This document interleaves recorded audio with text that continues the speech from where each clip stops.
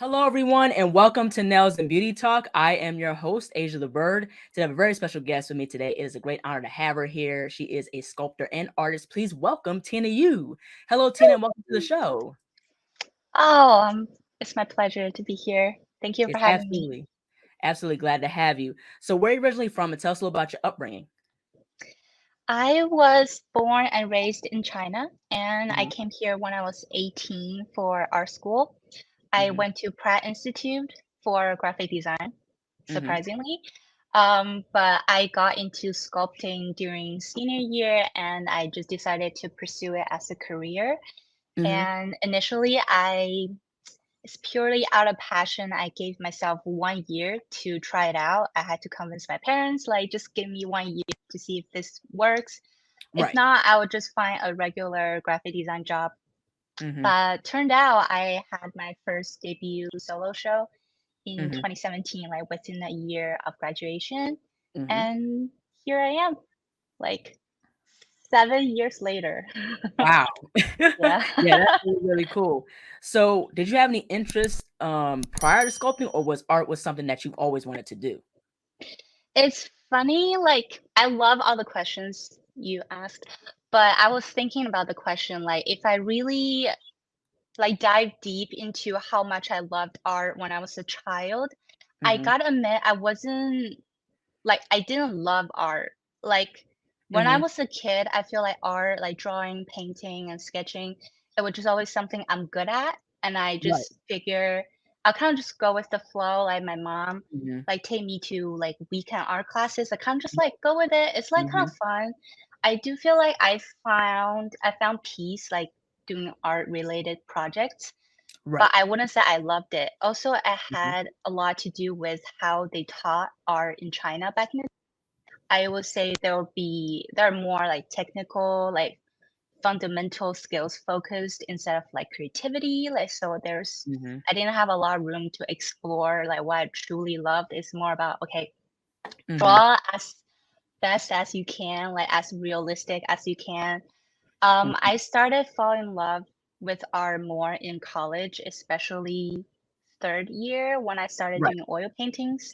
Mhm. Um, Before I definitely tried all kind of like mediums, like watercolor, like drawing. Mhm.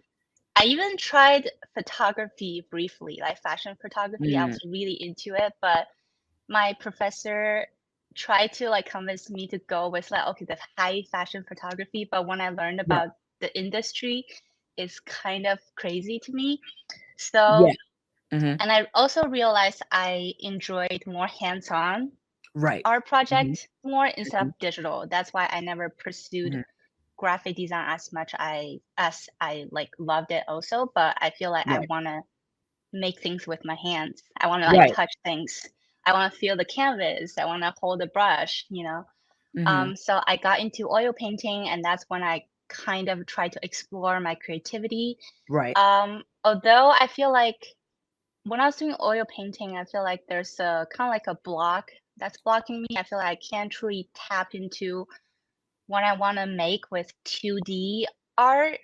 Right. So, out of pure curiosity, I got into sculpting senior year. It was for a senior project. Mhm. And Yeah.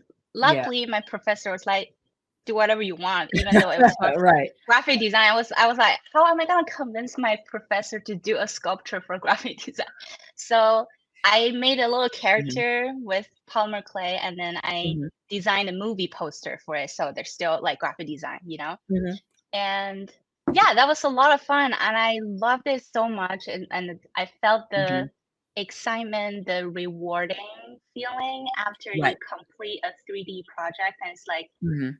it's literally like bringing something to life, Right. and the feeling is so different from finishing a painting. Exactly. It's like when it's like 3D, you feel like it's like a little art baby.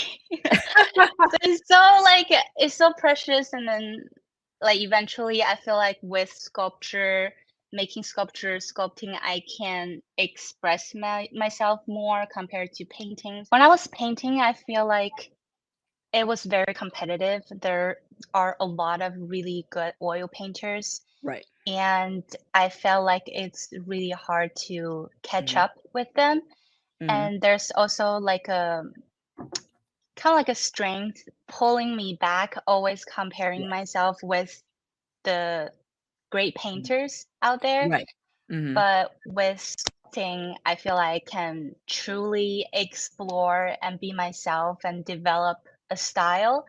Right. And I would say within 2 years after I started sculpting, I started seeing what I love and like Right. I feel like the style just came out naturally, Mhm. and I really enjoy using like vibrant colors. I feel like it's a way Mhm. for me to like put the inner imaginary world out there into this kind of doll like real life. Right, exactly. So yeah, so I really enjoy doing that. I feel like sometimes even though you feel like, okay, I'm kind of good at this, I'm also kind of good at that, you don't know like which one to choose. Right. Just go Mhm. with your heart, like which one you feel more drawn to, like you're naturally enjoy doing, Mhm. that will keep you going for the Mhm. longest time. Yeah, absolutely. And that's the thing, and that's understandable where, you try different things until you found something that really interests you, and that's what's common when I went to SCAD, Savannah College of Art and Design, is that there were some people that didn't know what they wanted to major in. But eventually, Mhm. like in their second year or so, they said, hey, I want to get into this illustration or sequential art or whatever. You know what I mean? So eventually they had an interest that they had set in mind in regards to what they want to do. So, and that's like for me, I was like, I want to get into printmaking a little bit, minor in printmaking, because my major was illustration.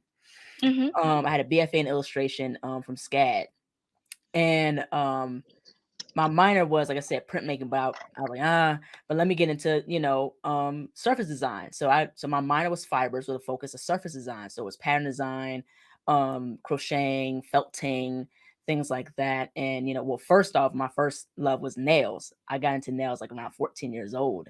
So, with SCAD and that whole experience, that helped me venture into doing other things and expand my artistry even more. So like how you went to Pratt, like how you experiment with all these other mediums, that helped expand your artistry, to higher heights even more. Yeah, definitely. I will say if I have any advice to younger artists out there, I would say try everything, as many Right. things as you could, and Mhm. see that's when you can discover your true passion. It's funny you mentioned silk screening, like printmaking. I did that too. I feel like I Yeah, did yeah. so many Mhm. things. Silk screening, printmaking.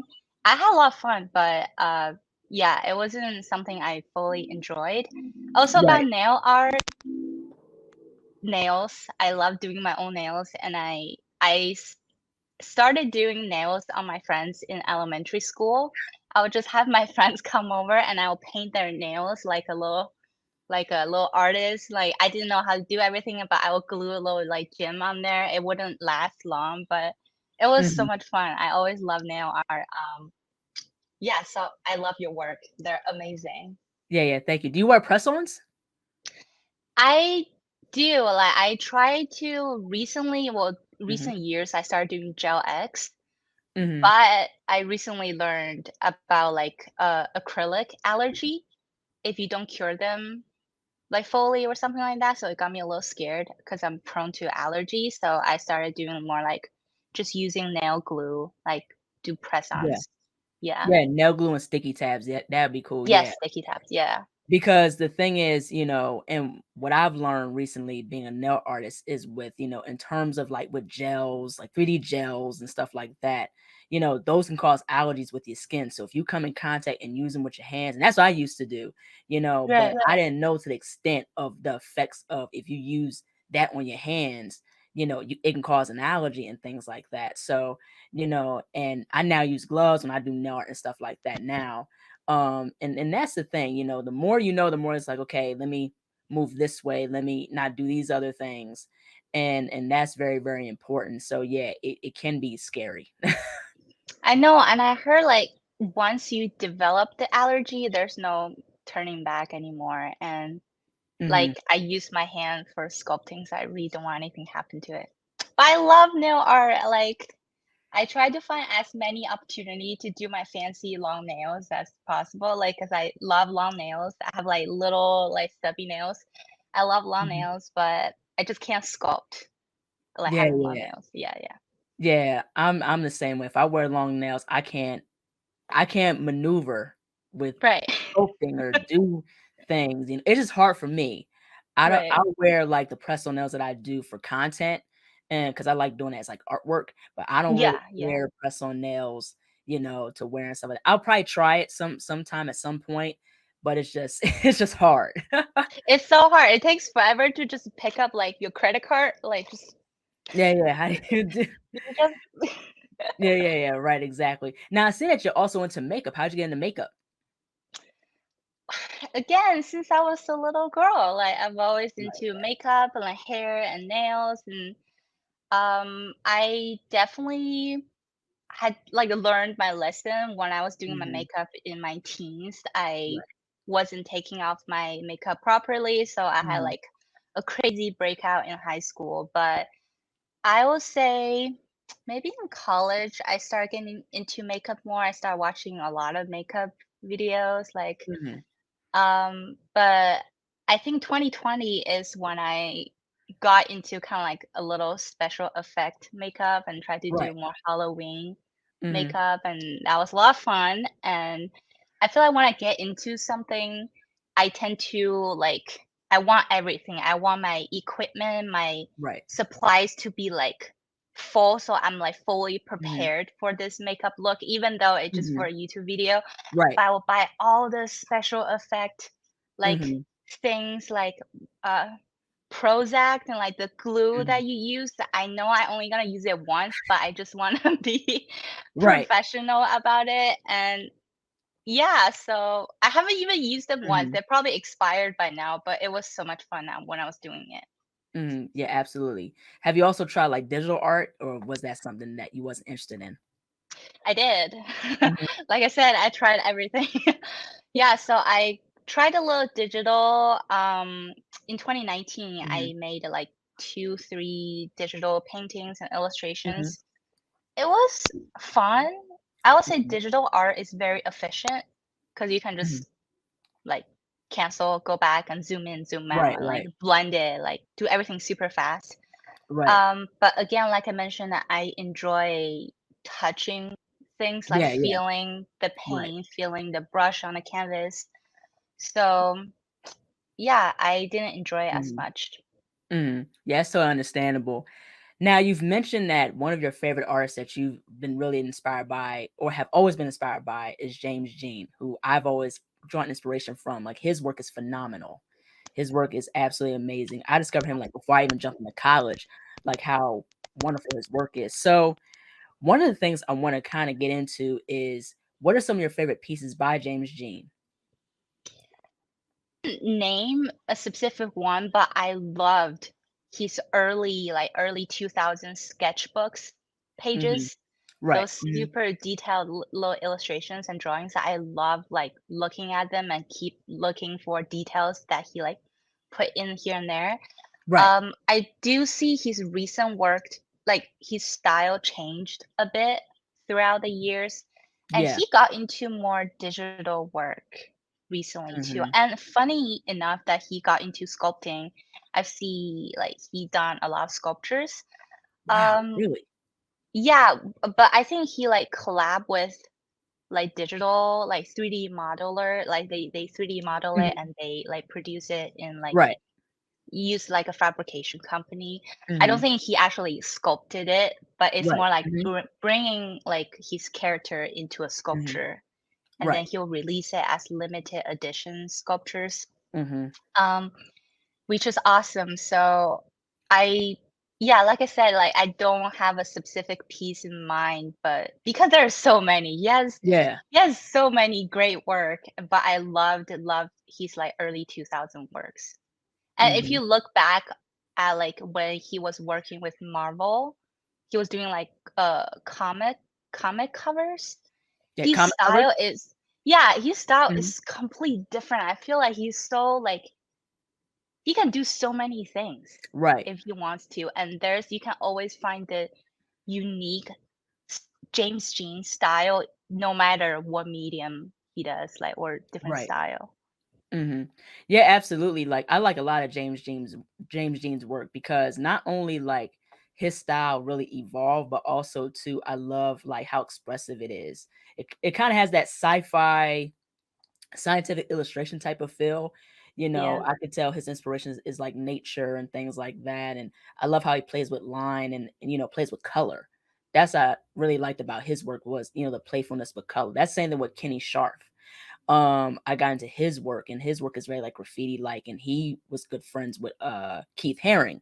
Keith Haring was the same way, using bold lines and colors, and that's what Yeah. attracts me to those different artists is that their great use of color palette. That's really, Yes. really cool to me. Yes. That's awesome. Like, I feel like with James Jean, he's definitely getting bolder with colors and like Mhm. it's kind of sometimes like I don't really get certain palettes that he Mhm. used, and I think it's important to admit that. Right. Like you don't have to always be like, oh my God, I love this, I love that. Sometimes you Right. look at it, it's like I probably wouldn't use those color combinations, but I respect that you did, and I Mhm. would love to hear like what's your thought process when you're coming up with Mhm. those colors. And but I think the beauty of his work is there's always a flow Right. in his illustration, and there's always like Mm. the composition is always so dynamic, like so Yeah, yeah, amazing. and very harmonious too. It Yes, it just like you Mhm. just get sucked into it. You just kept staring at it for hours and like just so Yeah. beautiful. Yeah, right, absolutely. Are there any other artists that you're inspired by? Um, no. Honestly, like That's cool. yeah, I don't wanna sound like, I don't get inspired by other people's work, Right, right, but exactly. with James Jean, he's just someone I inspired to be, like, he's kinda Right. like an idol I look up to for years and years and years Mhm. since, like, sophomore year or freshman year Mhm. in our school, Mhm. and it's funny, like, he's, roommate when he was in art school, he went to SBA. His Mhm. roommate was my professor.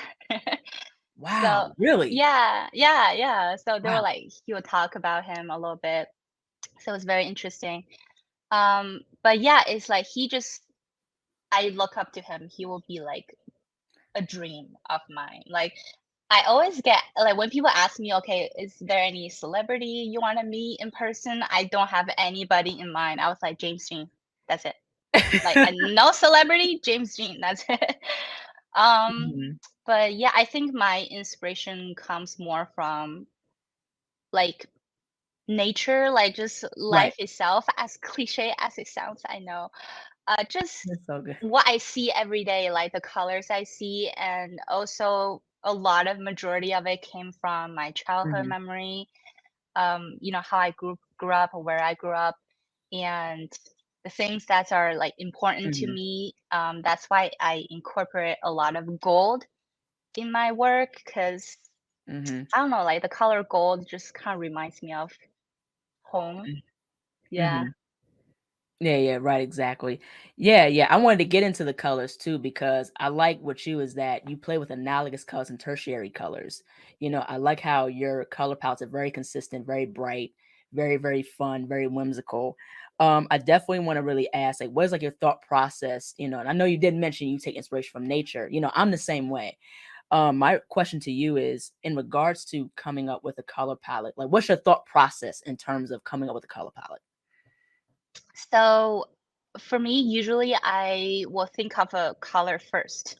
And Okay. I will try to incorporate it into a recent piece I'm working on. Like I will be Mhm. very obsessed with the idea of using this color, Right. and then I will try to build an entire color theme around it. Right. I think it's important to have a like a focus point when you're Right. painting a Mhm. piece to so your like the audience eyes are not just like going everywhere, they don't know where to look at. So once you Mhm. set that initial color that you want to paint, and it should be like it can be as small as, okay, I want to paint the eyes pink, or as big as, okay, I want to paint the entire body of the sculpture yellow. Like it can be Right. anything, but once you set that color, just keep it, like, don't Right. change your mind, and then you can work things Mhm. around it to build the Right. entire color theme. Mhm. Yeah, yeah, and I think it's very, very important to understand colors, and that's one of the things that offered in my illustration curriculum or anybody's curriculum in SCAD is color theory. I think color theory is very, very important. You understand, the main colors, primary colors, red, yellow, and blue. You understand the secondary colors, what mixed with the primary colors, tertiary, Mhm. and many things like that. Analogous colors, which are colors next to the color wheel. So I think with any piece, whether it's nail art or sculpting or anything, I think color palette is very, very important. You know what I mean? I know some people use a lot of colors, I'm that same way sometimes too, but I like to challenge myself in terms of, okay, let me limit a color palette into, with saturated colors, like say Yes. like different shades of blue, different shades of Yes. green or something like that. So I think understanding color theory is very, very important. Yes, I'm the same way. Cause I mix my colors in a little jar, and Hmm. once you put the lid on, you can keep it for weeks. Hmm. Um, and I put my little jars in a little, plate, and sometimes I look at my plate. When I have too many little jars, I would tell myself, "Okay, Hmm. that's enough. Too Right. many colors." And you don't wanna my thing is I will have 1 or 2, Hmm. darker shades of colors, Right. and then when I wanna mix a lighter shade, I will just use the darker shade and add more, lighter tones to it instead of mixing Hmm. a completely Right. different color, on the opposite of the color wheel. So that's kind of where my mind goes to when I'm thinking about colors. I try to Mhm, when you can't think of any new color, try to use the color you already have on your palette, add either darker shades or lighter mhm, shades to it. So it'll be a right, different shade, not a mhm, different color. It'll be a different tone. So that would be, mhm. yeah, that's kind of my thought process.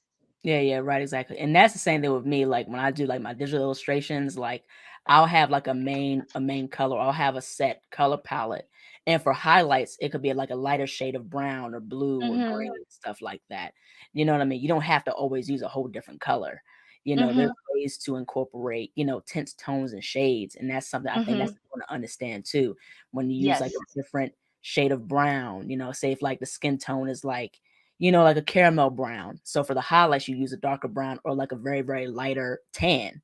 You know what I mean? For detail and stuff like Yes. that, white and stuff. So like I said, there again, it's just there's nuances and layers to understanding color theory. Yes, definitely. And I wouldn't say if someone want to use a lot of really saturated, vibrant color, that's completely fine because Yeah, yeah, right. Hmm. that's your style. Yeah, that's your style. But I feel Right, like yeah. sometimes put what do you call it? Like a like a strain on yourself, like a control on yourself. It's kind of like Yeah, yeah. challenge yourself. It's fun to challenge yourself once in a while. Like I'm Yeah, only gonna yeah. use 3 colors to paint this piece, or Hmm. I'm only gonna use cool tone colors. So set like a little goal for yourself and then see what you can come up with. Right, right. Yeah, yeah, it's fine to use a lot of colors. Like, I use a lot of colors, Yeah, like I said for before. sure. I Yeah. don't think there's anything wrong with using a lot of colors, Yeah, yes, but, like how definitely. you said, sometimes cool to challenge yourself and say, "Okay, let me just limit it a little bit," you know what I mean? Yeah, Like I said, you don't wanna, definitely. like how you say, you don't wanna put so much strain on yourself and be like, "Oh, I Yeah. gotta use a certain amount of colors," so it's not saying Yeah. to limit yourself, but it's just like, just play with colors in different ways. Yes, I definitely feel like sometimes I get a little overwhelmed with colors because if you think Mhm. about it, there's so many colors you can mix up with, Right. considering different shades and Mhm. different tones. But when Mhm. I see I have this one color that I only used once on a sculpture, and Yeah. I know I went too far because this color has no purpose somewhere else.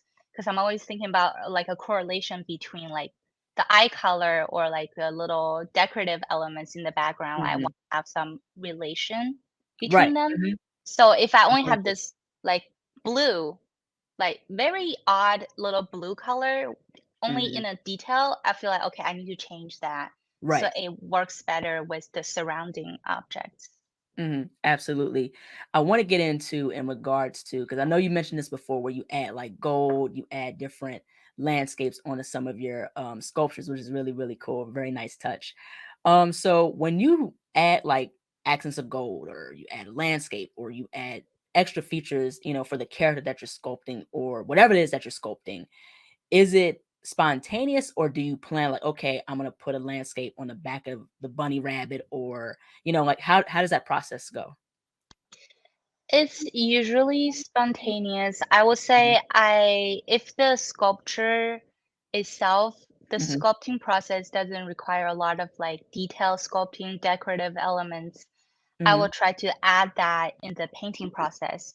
Like right. vice versa, if the sculpture is super detailed with the little like Mhm, like details of like the mhm, buttons, like the hair texture and everything, I will try to not hide those and then use mhm, as like the be more simple with the painting process. right. Mhm, So you're not overwhelming yourself basically. right. So if I Mhm, say the goat sculpture I made, like the back is completely like just smooth and flat, so it's a mhm, perfect canvas for a mhm, landscape. So I right. try to that's when I yeah, that's what I was thinking. Mhm. Yeah, and one of the things I wanna highlight, I seen that you did a video, you was baking, and I love the cake that you did. It was so cute, and then you Thank did you. the face cookie. I Yeah. was like, "Wow, that's really, really" so, I like how you just dabbled, taking your sculpture, expertise into baking. That's really, really cool. Yes, that was definitely another like kind of like a pandemic idea. I just want to like make something that I always loved making like cakes or like desserts. But funny thing is I don't like eating them. So usually they just go to waste. I just love like have a kind of like when I'm making sculpture, like you don't expect to eat it afterwards. You just make Right. it like treat it like an artwork. Yeah, yeah, And yeah. when I was little, I always like when I pass like a bakery, I always like put my face on the window to look at like the making cake, like whipping the cream on there, making little Right. flowers. Oh my God, I love those so much. So it's kind of like a dream come true for me when I start making cake. Um, but yeah, like I just try to incorporate, like I try to think, is there any way I can incorporate my sculpting skill Right. into Mhm. a cake? And like I said with painting, I feel like the cake industry is very competitive. There's so Yeah. many great Yeah, it cake is. artists out there. So how am I gonna stand out or make something a little bit different? Mhm. And the little cookie face idea is actually inspired by this TikToker. I saw her video. She made like a face cake Mhm. out of cookie dough, I think. I was like, oh Mm. my God, that's so creepy. But if I do it, but in a way, make it a little like style. Yeah, so it was inspired by her. I think I tagged her in like the video. Mhm. Yeah. Yeah, yeah, that's really, really cool. I definitely want to go ahead and push forward and talk about with all your sculptures, you're all about telling a story, which I very much really love and admire about your work as well. I love how you incorporate your Chinese culture into your sculptures. And I think, storytelling is very, very important with any piece, with any form of artwork. So within your perspective, how important is storytelling in your work? What do you want the viewer to know? Mm, I think it's definitely important, but I don't think every single time or every single piece I made have to have a strong like story Right, background behind it. Like right. it's important, but Mhm. it doesn't have to. Like it definitely Right. adds Mhm. more layers to an artwork. But sometimes it's just as simple as I had a lot of fun making this. Right. I use these colors because I wanted to. It's just Right, as right. Yeah, simple yeah, as yeah. that. It doesn't have Exactly. to, you don't have Absolutely. to make up like a deep background meaning, oh, this represents the earth, the planet, the gallery. It doesn't have to go as deep as that. Like, Yeah, yeah. but having Exactly. a story definitely it gives an audience like a perspective. Like if someone can Mhm. relate to your story and like Mhm. feel the emotional like attachment to an artwork, Mhm. So I wouldn't say, I feel like most of my pieces are like inspired by like a story or like a meaning behind it, Right. or like my life, like my family, what's happening to my family, and like a childhood memory, or even a movie I watched, or even a book I just read. Like there's a detail in the book I feel like so beautiful, I want to Mhm. capture that in a sculpture. It's just very simple sometimes, but I Right. try not to Mhm. like push myself, be like, okay, come up a story with your sculpture right now. Yeah, Like yeah, if it right. has no like story, it's empty. Like I don't want it to feel like that, because art's Mhm. supposed to be fun, Yeah, expressive. exactly. That's it. Like Very it can fun. be like, okay, I'm just feeling inspired today, I just want to make something, and it has no Mhm. story behind it, and it's great. Mhm. Yeah. Yeah, yeah, and I like how a lot of your artwork is very, very fun. Like I said there again with the bright colors and the characters that you create, it's very, very fun, and, I suppose it's aesthetically cool to look at. Yeah, thank you so much. I feel like the recent fun thing I did with the little heads, like I made 7 of them. Mhm. And the thing, I don't know if people noticed, but when I was painting them, the thing I told myself, I'm gonna paint it in a rainbow color. So Mhm. from red all the way to purple and pink. And that's the color for the faces. Mhm. And the color, it can be like a darker shade of green or like a Right. lighter shade of orange, but it's gonna fit into the rainbow color theme. Right. And then whatever around the color around this face, I have to come up with something that suits Mhm. this color. And Right. it's definitely challenging, because Mhm. I feel like each artist, we have a comfort zone with colors, or Mhm. like whatever we like to draw.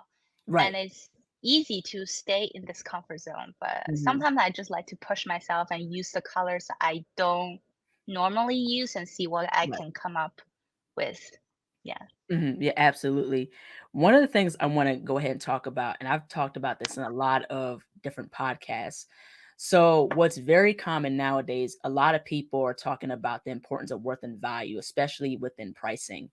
So, I definitely wanna go ahead and ask you, like, what has been the journey as an artist in regards to pricing your sculptures?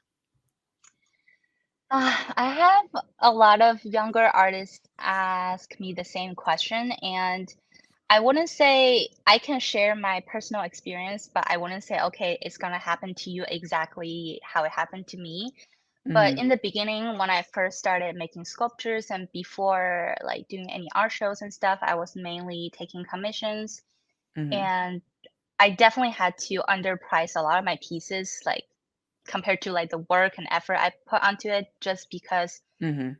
it was at the beginning of my art career. Like in order to make a living off of Mhm. it, like I just wanted to sell.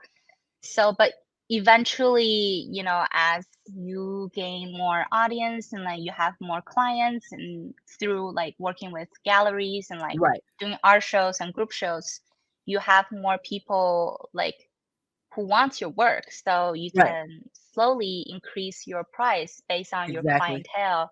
Mhm. And it's however long that process is gonna take, it definitely varies, depends on the artist themselves. Right. Because it Mhm. can be, because I've seen artists on TikTok that have one video blew up and their price went from 2,000 to 10K very quickly. It can Right. happen to people, depends on like what happened in your Mhm. art journey. So I would Mhm. say just do whatever you feel comfortable with, and remember, nobody will cherish your work more than you do, because you made it. So if Right. you don't feel comfortable selling it as this specific price, it's better to keep it for yourself for now, unless your like Mm. livelihood rely on it, like I did.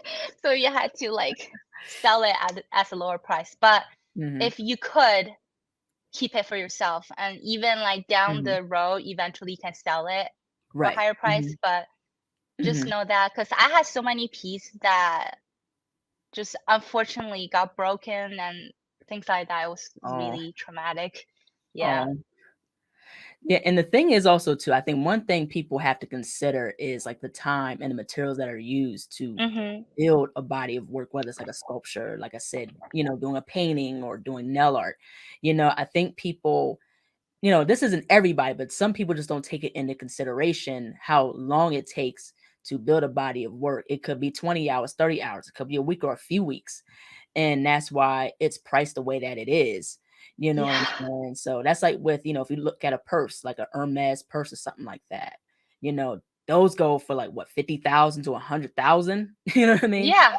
So the thing is, people have to understand that, uh, when you build a product, when you build something that you really love and enjoy, you know, it's going to be worth and value to it. When you put a lot of work into something that you really enjoy, and don't be afraid to price, what it is. Like, hey, it's $200, $300, $400, or whatever. That's very important to understand your worth and your value. Exactly. There's like a thing like in people's mind I couldn't get. Like I got one comment like in the beginning of my art career, like Hmm. way years ago. Like I think I forgot what I was making, but I Hmm. used a little like hot glue Hmm. like for attaching something. And then someone commented, "Oh, she charged this much, but she used hot glue." As if like I'm gonna use pure gold. Like, Mm. I charge this much because it takes me this long hour to finish Right. it, not Yeah. because the material I used, not Absolutely. because the clay cost this much. It's because the effort and time we spend on a Mhm. piece. The Absolutely. material is just like a literally like a base price.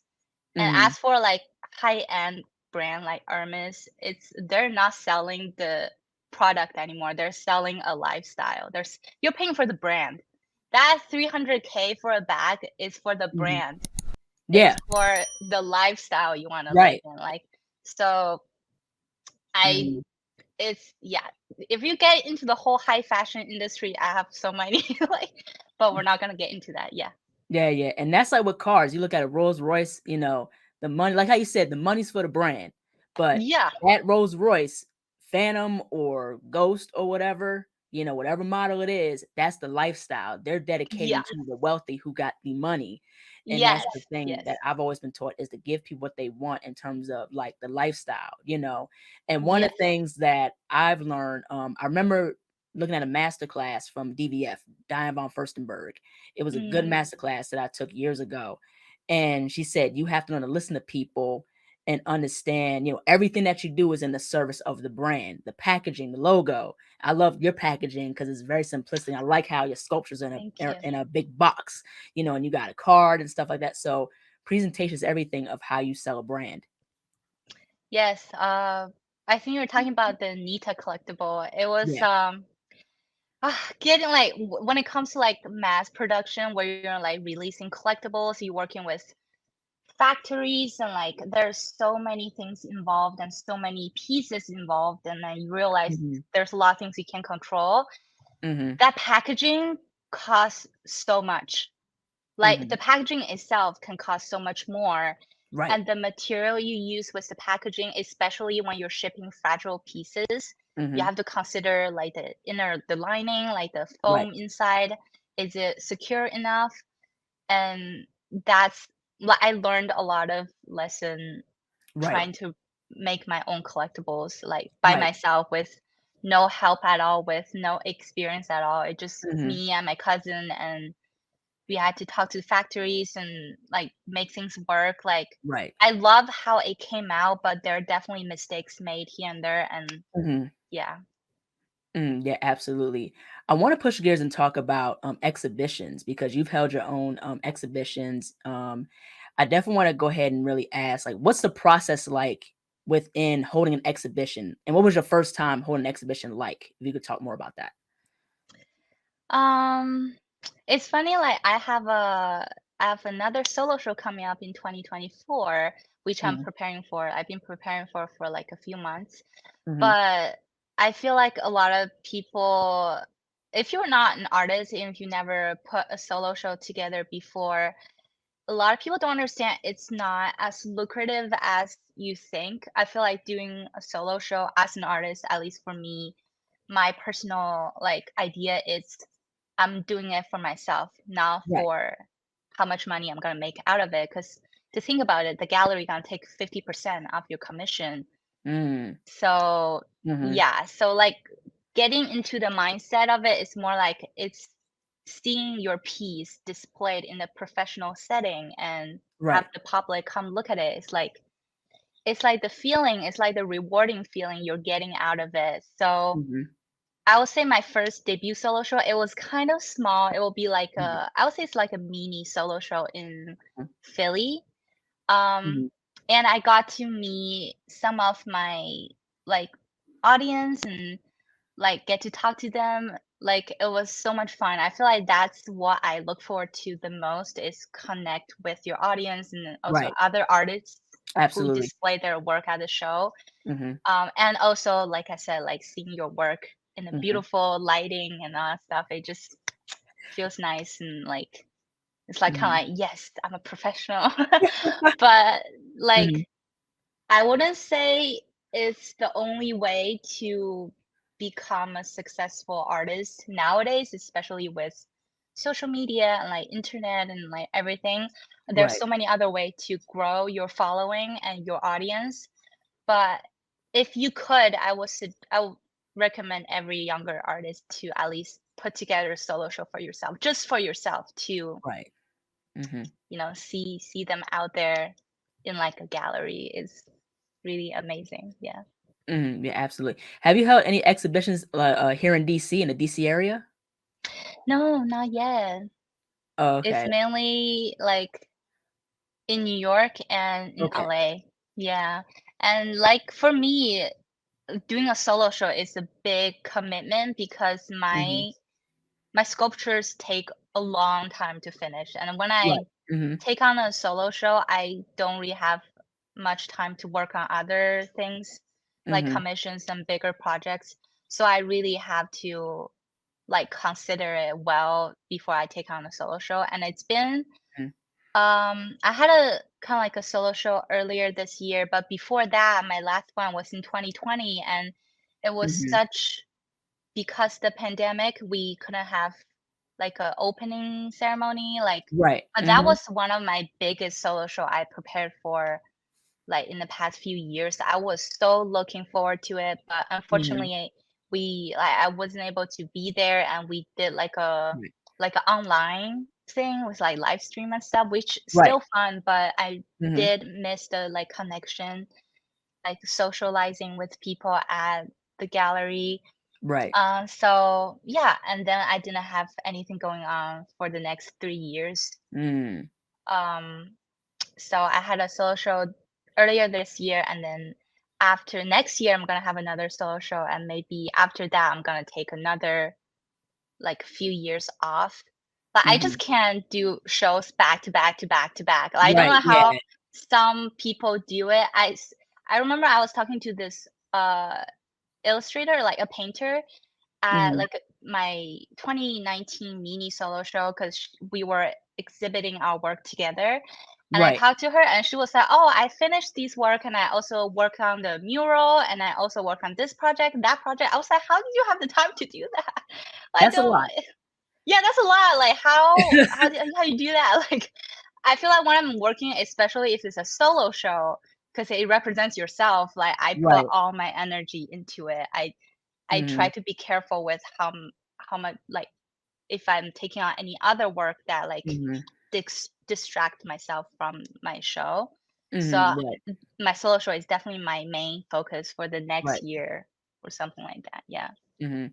Yeah, I don't know how like, that's crazy. You having exhibitions, like I'm not saying you specifically, but I'm saying, like, some artists, having, exhibitions back to back, that's crazy. Like, I would say, like, how you do it, like, on an occasional basis, like, where you put a lot of time into your work and then you do exhibition, that's, like, very, very, like, time consuming and things like that. So that's very interesting.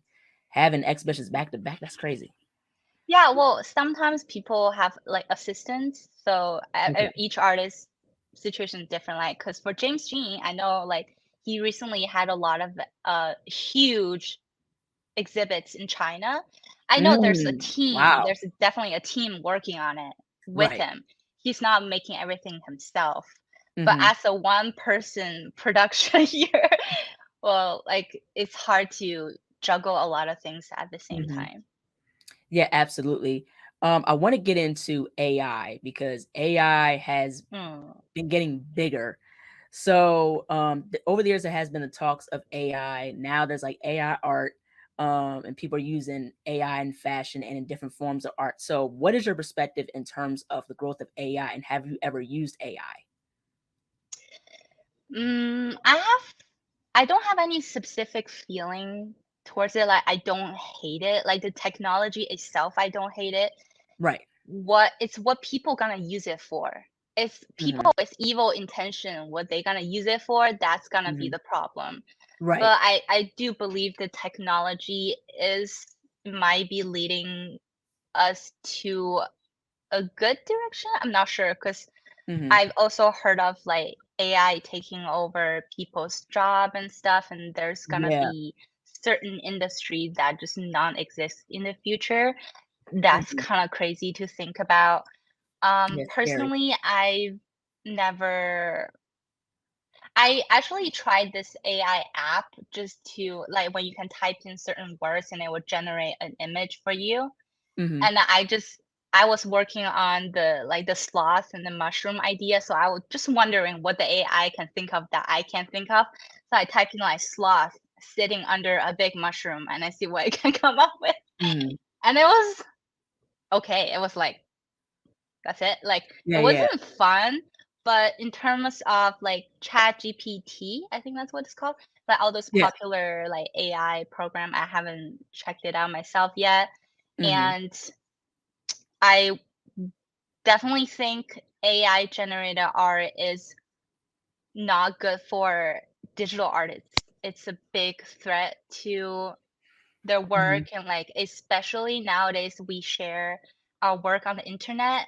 Basically what AI does is just they gather all the stuff from the internet and generate it for you. So sometimes it might be stealing other people's work Right. and you don't even know it. So Hmm.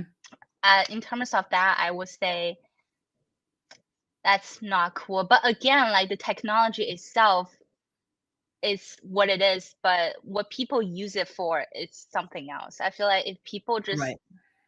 stop using it because it's free or it's cheap and just hire like a real illustrator or like a painter to do certain Hmm. things or a photographer because I heard like AI generated photography is crazy. It's crazy realistic looking and imagine like Hmm. as a photographer like they don't even need you anymore. But I will That's say crazy. what is missing from AI is as artists, like photographer, is the creativity, is our mind. They don't have that. They Right. can generate what you want it to generate, but it doesn't have Hmm. the creativity to do other things. Hmm. And as a sculptor, because I'm not a digital artist, I haven't felt like the impact of AI art yet. But if I think about it, someone could use AI. I don't know where the technology can go now, but someone can Right. use it, 3D model something, and Right. 3D print it as a Right. sculpture. That could happen, and Yeah. they Yeah. don't need me anymore. So it's with Yeah. yeah, it's tricky. Like I don't want to say, oh my God, I hate AI, like AI art and all Yeah. that Right. stuff, Right. and Exactly. because I do feel like if people use it well, it could be beneficial to certain things, but it's what people use it for. Like the deep fake thing and all that stuff is crazy. Yeah, yeah. Yeah, with AI, I think there's some good use to it, but I can agree with what you were saying is that it'll never replace human creativity. And the thing with AI now is like AI is getting into like fashion, like because I already see like there's metaverse fashion designers, fashion brands, and that's cool.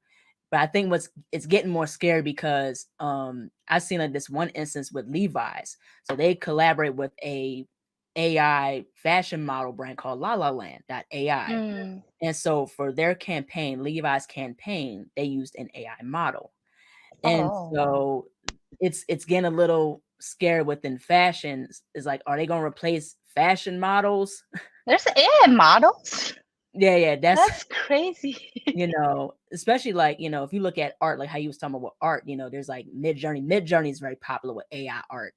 Oh, Um, yes. And so AI is pretty much the rave more so, and NFTs and stuff like that is like pushed to the wayside a little bit. Yeah, I when NFTs were like really big, I had people telling me to do it, and I was just like, I was He was kind of like, against nah. it. I was like, I'm not sure how I feel about it, and yeah, it's like I don't want to. There's so many new things that are coming out here and there. I feel like it's important to Mhm. stay true to yourself and what's more Right. important to you instead of just Mhm. jumping on any opportunity you can grab, you Right. know? So yeah, I kind of like haven't tried any. The only thing I would say I kind of enjoy about AI art is when I read books, like Mhm. fantasy books, and they can generate like the character what they look Mhm. like in Right. real life, and then you get to see them kind of like in like AI generated art. So oh, that's kind of cool. Mhm. But other than that, I wouldn't say I enjoy that as much. Yeah. Yeah, AI art can be kind of cool, but but also it can be, like I said, AI can get a little scary. AI fashion is cool of what they're doing with like different environments, stuff like that. Metaverse fashion is really really cool. I really love metaverse fashion and where that's headed.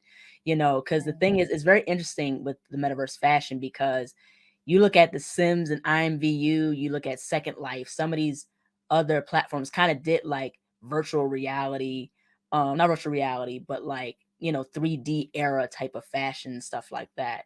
People do like custom skins, custom outfits and stuff like that. Mm. So I like how with metaverse fashion is getting into AR and VR, augmented reality and virtual reality, where people do a 3D design of an outfit. And I interviewed somebody who has a metaverse fashion brand. Her name is Amina Methi, and she owns Crown Studio. And so she does like these cool 3D hoodies, that people could wear and can buy and stuff like that. And you have platforms like DressX, which is another metaverse fashion platform where people can wear different garments, and stuff like that, walking down the street like this AR, VR type of thing. So it's pretty cool of where things are headed in terms of technology. But yeah, as far as AI is kind of getting a little bit scary. Yeah, for sure. Like I will say, well, have you seen the new release? Was it Meta or Google? Like you can wear a VR and then you can see a huge screen and you can Right. just kind of like you're just completely like immersive into that world and stuff. Do you think Yeah. it will make people more lazy to go out like in the future when they can just experience it at home? Yeah, I mean, I feel it's so interesting because I seen something like that where you put on the VR glasses and you're like an avatar and everybody else is like an avatar or something like that in this environment Right. and stuff like that. It's I don't know. It's very interesting. I don't know about it making people become more lazy. I mean, it Mm-hmm. probably will, maybe. Because of course, if you look at like not of course, but if you look at cars now, they starting to get into self-driving cars. There's this Yes. guy, I seen a video of him. He was in this taxi, and it's a self-driving taxi.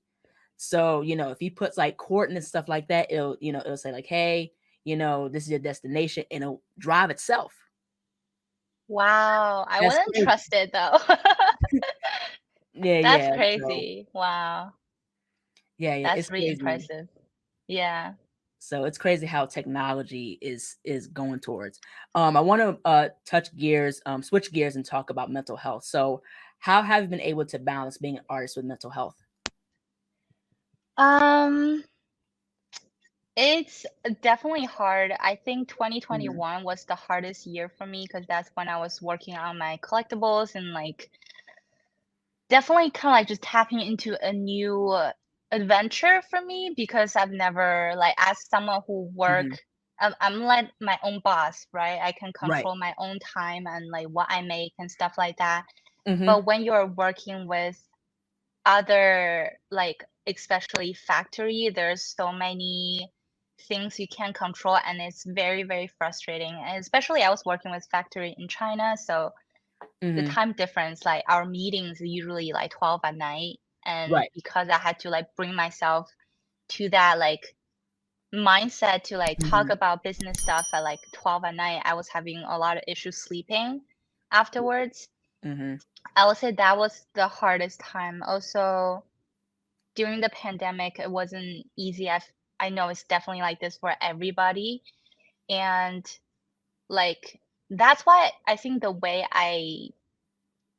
to help myself to like cope is just to keep myself busy. I don't know if that's the best way to do it, but like Mhm, sometimes I feel I still have this like thing that when I'm not working, I feel guilty that I'm not working. And mhm, I think it came from like years that I know how fortunate my situation is that I can work from home and I can like turn my mhm, passion into my career. And I'm so extremely fortunate for what I have now. So I need to work mhm, extra hard to keep this and to be mhm. um like an inspiration to some other people maybe.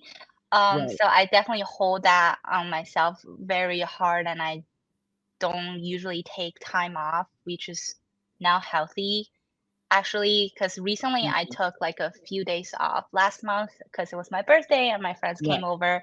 And afterwards, I felt so much better and I get more excited to get back into working, like Right. sculpting again. Mhm, So I think it's really important to take a break from whatever you're doing because mhm, you get drained out because this energy, this creativity flow, like you can't run on empty all the time. mhm, Um, which is what I was doing the past few years. mhm. And just like, also, like, I gotta say, I enjoy doing this. I don't, because I love my work so much and I Right. enjoy doing it. Like, it's tough and you should take breaks, but you love it so much, you kind of like Mhm, push yourself to get through it. Sometimes like, mhm, I forget to go to the bathroom or like even eat. Like when I'm like into something, I mhm, want to get it done. I want to finish it like to perfection. I have this like mhm, perfectionist in me that's like crazy sometimes. mhm, But yeah, I think my advice is definitely just step back a little bit and see what you've done in the past and like reflect on how mhm, much you improved and your growth and what you've learned in the past few years, mhm. and then take a break and then keep going. Yeah, absolutely. I think it's definitely important to take care of yourself and things like that. And one thing that you mentioned, you talked about how, you're very fortunate, that you're able to work from home. And I'm the same way. I'm very fortunate as well to work from home and do stuff that I love, nail art, doing this podcast and things like that. So, I think also too, I think is to make sure that you have that set of balance, to the best of your ability, but also too, you want to Sure. feel fulfilled in regards to Mhm. producing something. At least work on something every day, if not like a couple times a week and things like that. So I think Mhm. also it comes to, understanding time and things like that. And that's something I had to understand is to make sure I utilize my time to be productive in different ways, and Yes. and it's okay to take a break. You don't have to spend all your time on one thing. You want to have a sense of, taking care of yourself, taking, naps and sleeping and stuff. Cause I've had personally sleeping issues in college. I had insomnia and it's the worst. It's Um, the worst. Same so here. Yeah. and I got like 1 to 3 hours of sleep or none at all, and then it'd be a week I sleep really good and then it's back to insomnia again. So I took it upon myself in regards to health wise to find solutions in regards to my sleep, because it was like I was taking like sleeping over the counter pills at first, and then I said, okay, let me do natural stuff. So I tried the melatonin gummies, then the melatonin drops, which kind of had the feeling of getting me to sleep, but didn't put me into a deep sleep, like, Mhm. 7 to 8 hours worth of sleep. And so I found chamomile lavender tea, and that helped me so much to get my sleeping pattern back. So I tried a I lot of stuff, you I know. drink that too. Yeah, same. I think I did everything that you just mentioned. Yeah, at one point like I said in 2021, I the melatonin doesn't work for me anymore. I Right. had one day, I think I took the melatonin, I took one, and then I took two, and I Mhm. still couldn't go to sleep. And then it's like your body is exhausted, but your mind wouldn't shut down. So you just, Exactly. yeah, you hate yourself because your body is so tired, but your mind just like going all over the place. Yeah, And it's going and going and going. yeah, and I told my husband, Mhm. I was like, sometimes I wish someone just knocked me out I just want to sleep. It's Mhm. it's kind of bad, but I do feel like ever since I started like running and jogging and working out, it definitely helped tremendously with my Right. sleeping and stuff. And also Mhm. the tea you mentioned, like, is definitely I like also like have a time off, like at certain time at the night. Just Mhm. okay, I'm not gonna do anything work related. Like that's it. I'm not answering Mhm. emails. I'm not gonna think about any work related things. Maybe like at Right. 10, you just turn it off and you go into like relax mode. Because I feel like a Mhm. lot of people don't understand with like us working from home, like we are in charge of our own like career. Is a Mhm. 24/7 job because your mind is constantly Mhm. thinking about what I can do next, what I Yeah, can yeah, yeah. what project. You think about new things because Yeah, yeah, nobody's right. giving you an assignment, so you got to come up with your own ideas to push this thing forward and to make it Mhm. worth your time and like work hard on it. So it happens like that all the time. I'll like think of an idea like right before I'm about to go sleep, and I have Right. to get up and like write it Right. down or sketch it out. Yeah, So yeah. and then you can't go to sleep because you get so excited for it. And it just literally 24/7, no matter where you are, your brain just always thinking, and then just Mhm. always you answer your own emails, and like there's a lot of things to juggle. And I sometimes I even look at my Mhm. friends, they just on the weekend they can just Mhm. go hang out and like not worry about work because they clock Right. out. And Mhm. I kind of jealous of that. It's like a set, like a working time. But I also Mhm. know what I'm fortunate of. So it's definitely you just have to find the balance, I would say, Yeah. between life and work. Yeah. Yeah, yeah, absolutely. And yeah, like when I was speaking about, insomnia in college, but also to add on to that, yeah, your body's exhausted, but your mind is just going and going and going. So you need something to distract your mind, whether it's watching, YouTube videos or something, or listening to something like books or anything like that, So I try to listen to stuff that is informative and stuff, and it'll help me go to sleep. Or if I watch something, it'll help me go to sleep. And another thing too, what's very, very interesting is that you get body aches. You know what I mean? For me personally, when I went through my insomnia, I was going through like if I didn't have a good night of sleep, if I missed 2 nights of sleep, I'll get body aches. You know what I mean? On my upper leg. And I'm like, oh Lord, but That's so bad. Yeah. but I'm like, yo, let me push through, go to class. And that's what I did that whole third year, so it's crazy. You just like when you have to go to class, I feel like that whole day I'm like a zombie. Like everyone's like, "Hey, Elsa." Who? Like who you waving at me? Like who Yeah, are yeah. you? You're just in Mine is like kind of autopilot. Yeah, Yeah. yeah, right, yeah. Like it's mine is kind of opposite because I was going through body aches, and then the next, like after an hour or so, I'm just energetic, and then like it's like a cycle. I don't know how that happens, but you have achieved so much in your journey. You've been so recognized for your work, which is really, really cool. I want to go ahead and ask, what has been some things you found rewarding, but also what are some things that you've learned in the journey? What I found most rewarding is when I hear people start sculpting because of me, or how much I encourage them to try out sculpting, because I Mm-hmm. feel like a lot of people had this idea of sculptures. Like when you think about sculptures, what do you Mm-hmm. think of? And they, like me, when I first heard of sculpting, I found it intimidating in some way. And I want Mm-hmm. to let people know that it can be fun, it can be Right. like expressive, and you can do whatever you want. It doesn't have to Right. fit into this tiny box of like, what do you think sculpture is? Right. And I love when people like show me the first sculpture they made because of my work. And yeah, that's what I found the most rewarding. And also like I mentioned, having a solo show and seeing all your work displayed in like a gallery is definitely Mm-hmm. rewarding as well. Mm-hmm. Um, Also, the people I met along the way, either artists or clients or gallery people, Mhm. the people that helped me along the way, I I'm super grateful for that.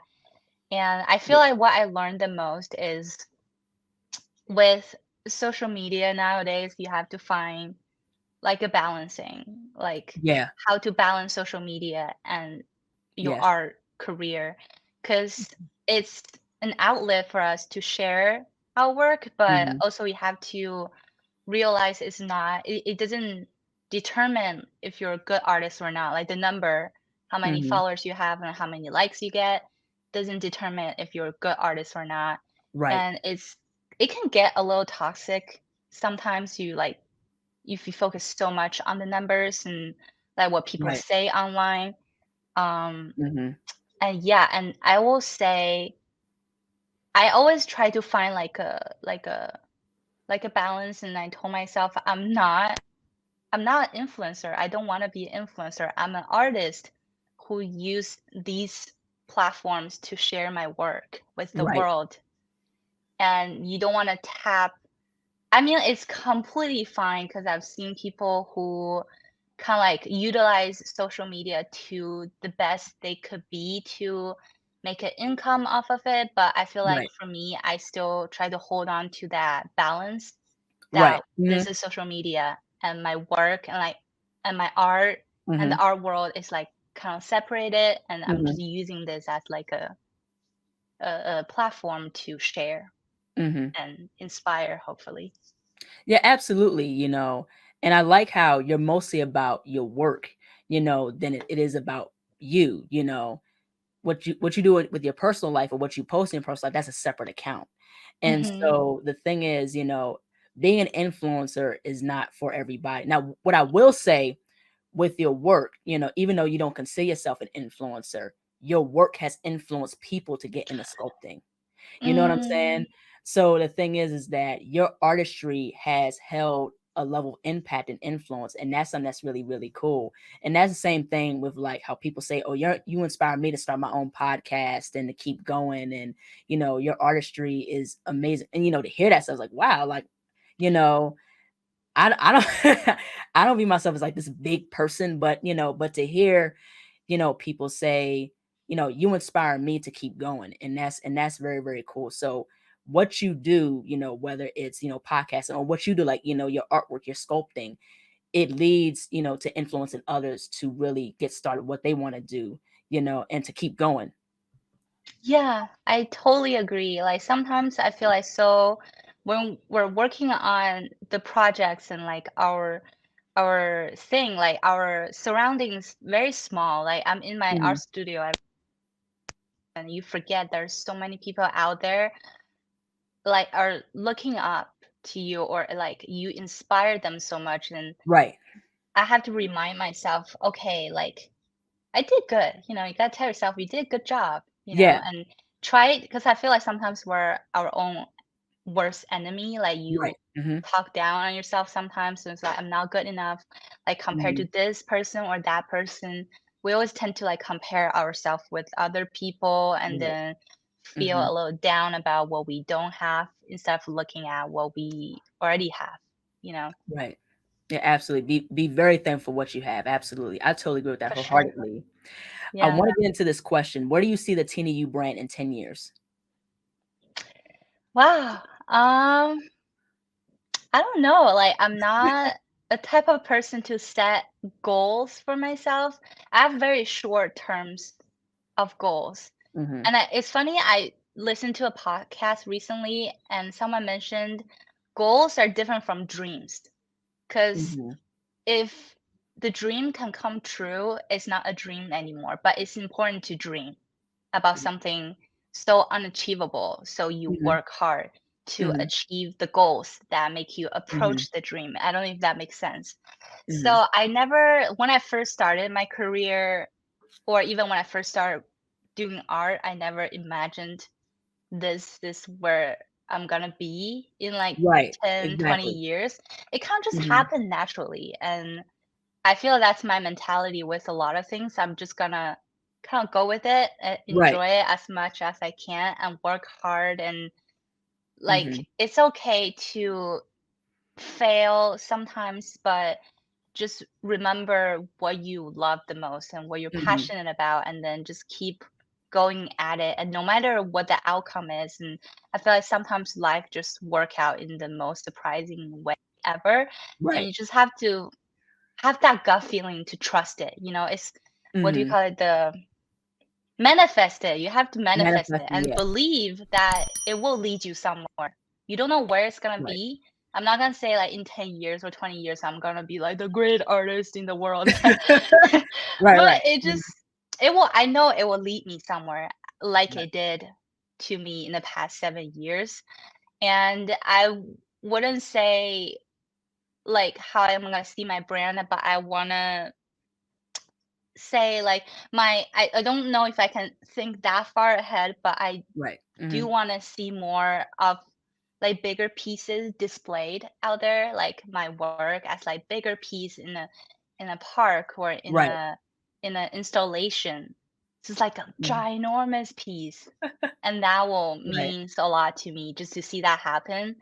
And luckily, I think I can make that happen sometime soon. Mhm. And I really look forward to it. Also, I don't think I will ever tap into like a have a like a because I talked to my cousin about it before. Like he Mhm. was saying, oh, what if you release your own like art supplies in the future, like Tina, you as in like a art supply, Right. things like that. I don't think that's where the Mhm. direction I want to go.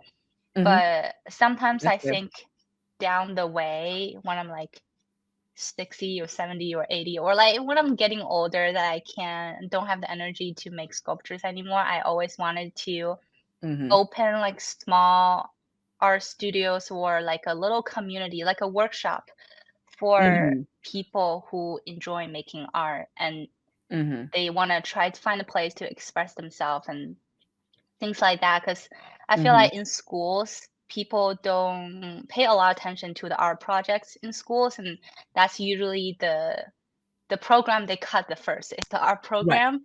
So Right. I feel like a lot of kids rely on that so much, and a lot of kids use art as a way to express themselves. So I really wanted to, if I could, wherever I sure open a little community for like kids or like Mhm. anyone who wanna just make art and enjoy and learn something from it, and for them to like, Mhm. I don't know, enjoy themselves, I guess.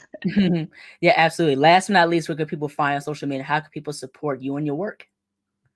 You can find me on Instagram and TikTok at Tina U Art and Tina U Artist on YouTube. All right, that's really, really cool. Well, thank you so much, Tina, for jumping on the show. Your work is absolutely phenomenal. Thank It's such a you. great honor to have you on the show. I love your work. I love Thank you how, so you know, much. you play with bright color palettes and it's very expressive, very fun, you know, brings a lot of joy to a lot of people. Even myself, it's a really cool joy to see what you Oh, create and your process and, you know, how you glaze your sculptures, you paint and things like that. So that's really, really cool. And just thank you so much. I had a very wonderful conversation with you. thank you so much. I love chatting with you. Yes, absolutely. Take care. Bye. Bye bye. Thank you. Hello, everyone. Thank you all so much for watching. Please like, comment, share, and subscribe to the channel.